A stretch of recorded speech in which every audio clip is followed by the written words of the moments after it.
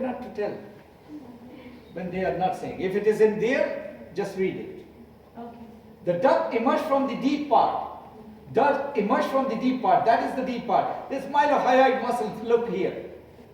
This muscle is dividing into this muscle, mylohyoid. Now you touch me. So mylohyoid muscle, because it is written over here, so you have to be careful. So mylohyoid muscle, this is the mylohyoid muscle, which divides this gland into a deep over there and a superficial part. This is the deep part, sorry. And this one is the superficial part, the deep part. So the duct starts from the deep parts, passes forward along with the side of the tongue,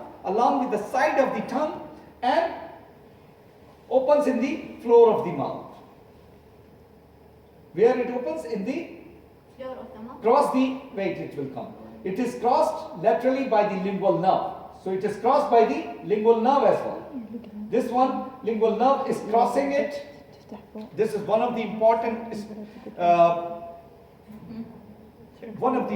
structure, very important structure, because a nerve is crossing it. Yes. So while you are removing, sometimes we have to remove the submandibular glands. So submandibular glands, along with the duct, we will remove it. So while we are removing the duct, we have to be careful about the nerve, because it is crossing it. Sublingual gland, and this duct is crossed by the lingual nerve, and which is the one of the duct opens into the summit of the small sublingual papilla, which lies in the side of the frenulum. You know, maybe it shows. Yes, this is called as the frenulum. So side of the frenulum, we have the opening of the submandibular duct. Opening of the submandibular duct, both the sides. Okay. This is frenulum of the tongue. Yes. You can see over here. It's a friend. Yeah, on both the sides, it comes out. And sometime we can see in some, when we are very much hydrated, not during dehydration, not during Ramadan, okay, but during when we are very much hydrated, and we can see some saliva is coming out of this opening. And these are the other openings. Don't touch these openings. These are the openings for the next gland. Next gland. Next Sub- gland. Yes, we will do the Sublingual. next gland, sublingual gland. Okay.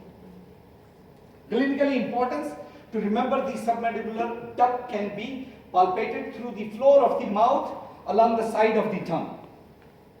Okay, submandibular gland along the side of the tongue.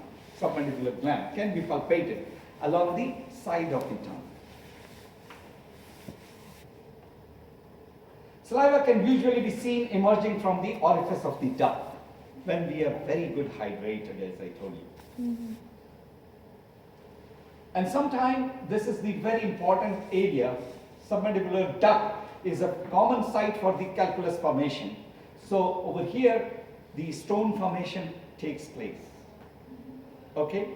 So there will be some swelling in this area, so we can understand that there is a stone formation in the duct, in the opening of the, yes, calculus, the stone.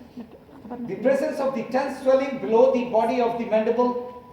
So because the submandibular duct is closed, so gland will be increased in size. Yes. So swelling will be there before, during this meal, and it will increase during the, especially during the meal, when the saliva has to come out and will be produced by the gland. Not all the time. The salivary glands does not produce saliva all the time. It produces